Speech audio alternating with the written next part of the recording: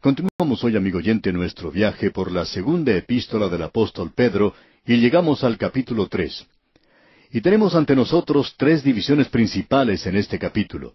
La primera de ellas es la actitud hacia el Señor y la prueba de los apóstatas. Esto lo encontramos en los primeros 4 versículos. Luego, desde el versículo 5 hasta el versículo 13, tenemos la orden del día de Dios para el mundo. Y finalmente tenemos la advertencia para los creyentes en los versículos 14 al 18. Comencemos pues leyendo el primer versículo de este capítulo 3 de la segunda epístola del apóstol Pedro. Amados, esta es la segunda carta que os escribo, y en ambas despierto con exhortación vuestro limpio entendimiento. Es indiscutible que tenemos ante nosotros otro capítulo destacado, escrito por Simón Pedro. Él nos presenta muy claramente aquí que él es el escritor de esta epístola. Y podemos comprenderlo muy bien cuando él dice, Amados, esta es la segunda carta que os escribo. Nos gusta mucho también esa expresión, amados. Y en realidad esa es la expresión que debiéramos usar para los creyentes especialmente, y luego para aquellos que van a ser creyentes. Esa es la razón por la cual la utilizamos en nuestros programas, y muchos han comentado a favor de esto, lo cual apreciamos. Y aquí dice, Amados, esta es la segunda carta. Este es Simón Pedro, como podemos apreciar. No es algo originalmente nuestro. Él continúa diciendo, Os escribo, y en ambas despierto con exhortación vuestro limpio entendimiento. Y esa palabra limpio debería cambiarse por sincero. Es mejor que la palabra limpio, porque no creemos que los santos de aquellos días tuvieran mentes más limpias de las que tenemos nosotros en el presente. Y aún no hemos encontrado a nadie que, según nuestra opinión, tenga una mente verdaderamente limpia. Ahora sabemos que esto puede crear antagonismo. Si usted piensa que usted la tiene, amigo oyente, es porque nosotros no le hemos conocido aún. Si pudiéramos tener la oportunidad, entonces llegaríamos a conocer a alguien que tenga una mente limpia. Ahora, en algunas ciudades se están presentando algunos cultos o sectas, no vamos a mencionar nombres aquí, porque siempre esto crea problemas. Pero cierta secta tiene como actividad principal la contemplación. Es decir, que en lugar de tener un gran templo, como la mayoría de las sectas tienen, grandes edificios, este culto o esta secta tiene unas cabinas que están muy bien arregladas, por cierto, y allí puede ir una persona y pensar pensamientos hermosos. Allí en esas habitaciones del tamaño de una cabina tienen cuadros hermosos, los muebles son de primera calidad y todo está preparado para que uno se sienta bien cómodo y se sienta bien. Todo lo que le rodea a uno es hermoso. Y usted puede sentarse allí y entonces puede pensar pensamientos buenos y limpios, según afirman los líderes de esta secta. Pues bien, un predicador en cierta ocasión pasó por una de estas ciudades donde hay una de estas sectas y dijo que quería probar algo de esto. Por supuesto, él no visitó el lugar de la secta, pero decidió llevar a cabo este proceso mental en su habitación del hotel. Ahora, el hotel en el cual él estaba alojado era un hotel bastante elegante. Tenía cuadros en las paredes, y aunque no eran obras maestras, todo era muy hermoso, por cierto. La habitación en sí no era algo muy especial, pero podía sentarse y sentirse cómodo. Y entonces él dijo, voy a pensar algunos pensamientos hermosos ahora. Y cuando él contaba esta experiencia, después dijo, ¿sabe una cosa? Allí en ese lugar tan hermoso, lo único que podía pensar era en las cosas peores que jamás haya pensado en mi vida. Y es que, amigo oyente, nuestras mentes no son lo que nosotros podríamos llamar limpias. Así es que lo que él quiere decir aquí es algo sincero. Estos eran creyentes genuinos que estaban surgiendo allí en medio de apóstatas que estaban entrando, deslizándose al principio, entraban secretamente. Y luego él continúa diciendo, en ambas despierto con exhortación vuestro limpio entendimiento. Y continúa en la primera parte del versículo 2 diciendo, para que tengáis memoria.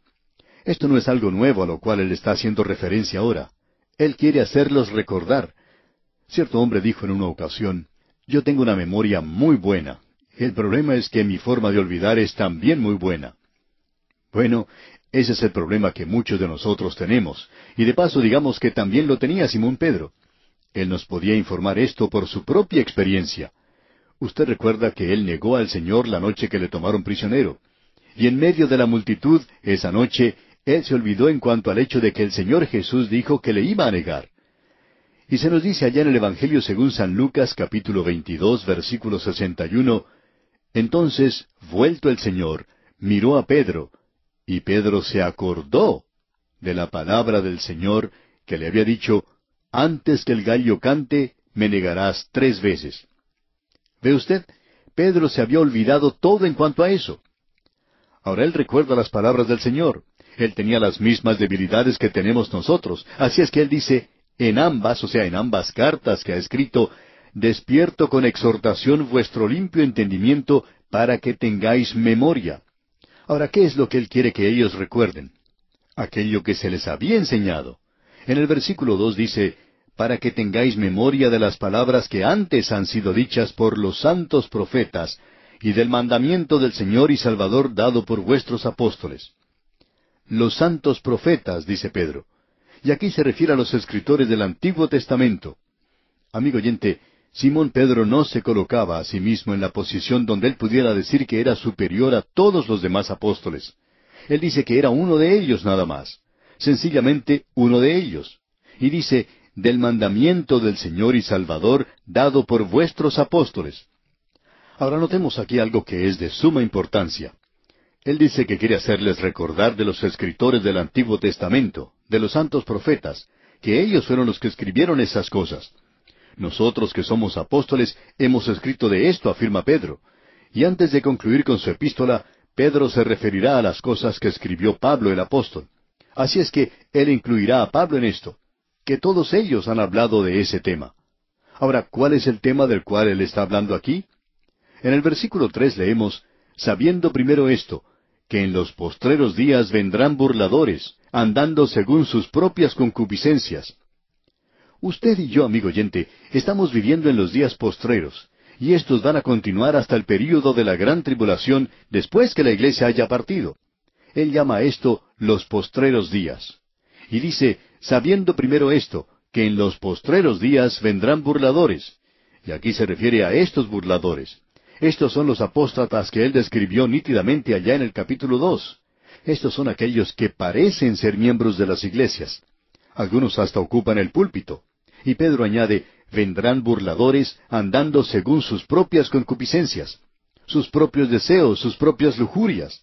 Ellos no están siguiendo la palabra de Dios. Y en el versículo 4 agrega, y diciendo, ¿dónde está la promesa de su advenimiento? Porque desde el día en que los padres durmieron, todas las cosas permanecen así como desde el principio de la creación. Note usted que dice, y diciendo, ¿dónde está la promesa de su advenimiento? Permítanos dirigirnos a algunos de los premilenaristas. Hemos estado diciendo por años que el Señor Jesús va a venir y va a tomar o va a sacar la iglesia de este mundo, y luego, después de 7 años del período de la gran tribulación, Él regresa a la tierra para establecer su reino. Pero ellos se van a burlar de esto. Ellos dicen que esto es ridículo. Y van a negarlo desde el púlpito, lo van a negar desde la congregación. Será negado por los ateos, aquellos que se ponen a hablar en un parque, y será negado por aquellos que se ponen de pie en el púlpito, y van a ofrecer como prueba esto. Leamos una vez más la primera parte del versículo 4. Y diciendo, ¿dónde está la promesa de su advenimiento?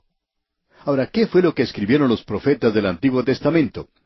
La venida de Cristo a la tierra a establecer su reino. ¿Y qué fue lo que escribieron los escritores del Nuevo Testamento? Ellos escribieron en cuanto a su venida para sacar a la iglesia de este mundo, y luego, después del período de la tribulación, Él regresará a la tierra y establecerá su reino.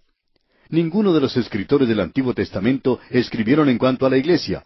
Ellos escribieron en cuanto a la venida de Cristo a la tierra a establecer su reino.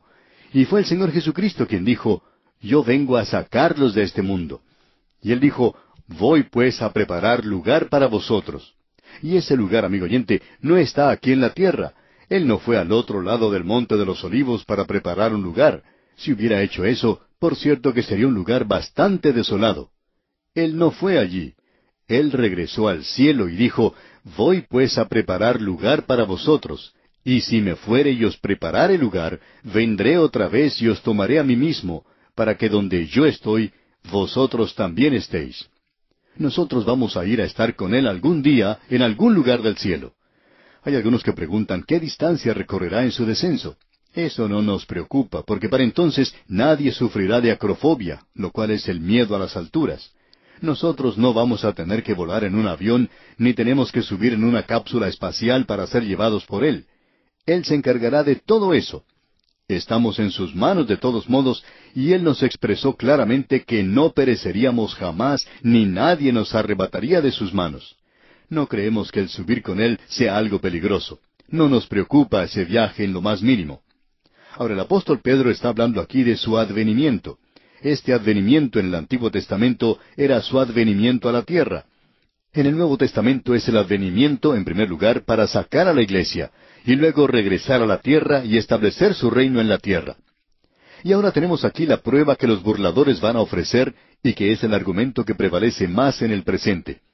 En la segunda parte del versículo 4 leemos, «Porque desde el día en que los padres durmieron», y con esto retrocedemos hasta el padre Adán. El apóstol Pedro prosigue diciendo en este mismo versículo 4 del capítulo 3 de su epístola, «Todas las cosas permanecen así como desde el principio de la creación». Lo que tenemos aquí es que esta gente está diciendo que las cosas están marchando muy bien en el mundo y que por tanto van a continuar marchando así en el futuro. En otras palabras, esos burladores adoptan la doctrina del liberalismo de no interferir, o sea, continuemos como estamos. Nada sucedió en el pasado, las cosas sucedieron así nomás, el hombre es un producto de la evolución y las cosas siguen tranquila y calmadamente, y cosas por el estilo, y en realidad nada ha pasado. Amigo oyente, Pedro nos va a decir aquí que ellos están equivocados. Si ellos piensan que nada ha sucedido, entonces están completamente equivocados. Él nos va a hablar aquí que existen tres mundos en uno. Esto no es algo demasiado extraño para nosotros. Estamos seguros que usted habrá oído hablar de un aceite especial para el hogar que se llama 3 en 1. No sabemos cuáles son los tres usos que se le puede dar, pero así se llama, 3 en 1. Pues bien, usted y yo vivimos en un mundo que podemos llamarlo así también, 3 en 1. Hemos oído hablar mucho hoy en cuanto a un solo mundo, y por cierto que se está dirigiendo a ese objetivo, cuando un dictador mundial controlará todo. No creemos que haya ninguna duda en cuanto a esto en nuestras mentes, por lo menos en las mentes de hombres de inteligencia. En nuestro próximo programa, Dios mediante, vamos a citar algo que le revelará el hecho de que los grandes pensadores de este día, de este siglo, todos han tomado la posición de que estamos llegando a un momento de crisis y al fin del hombre en la tierra, según piensan ellos. Y esos hombres que citaremos no son creyentes. Y lo que Pedro hace aquí es presentar un mundo de 3 en 1. Veamos pues el mundo número 1. Leamos los versículos 5 y 6 de este capítulo 3 de la segunda epístola del apóstol Pedro. Estos ignoran voluntariamente que en el tiempo antiguo fueron hechos por la palabra de Dios los cielos y también la tierra, que proviene del agua y por el agua subsiste, por lo cual el mundo de entonces pereció anegado en agua. En la primera parte que leímos se dice que ellos ignoran voluntariamente. Esto coloca a los grandes científicos en una posición muy mala, por cierto. Y luego se nos habla del mundo de entonces, es decir, el mundo de la gente y de los animales. Ese mundo desapareció y se refiere, como veremos cuando entremos a esto, ya sea al informe que tenemos allá en Génesis capítulo 1 y versículos 1 y 2, donde muchos de nosotros creen que existe un hiato o laguna, donde tuvo lugar una gran catástrofe y que es rechazado por muchos científicos cristianos en el presente. Ellos piensan que nosotros no estamos al día en esto.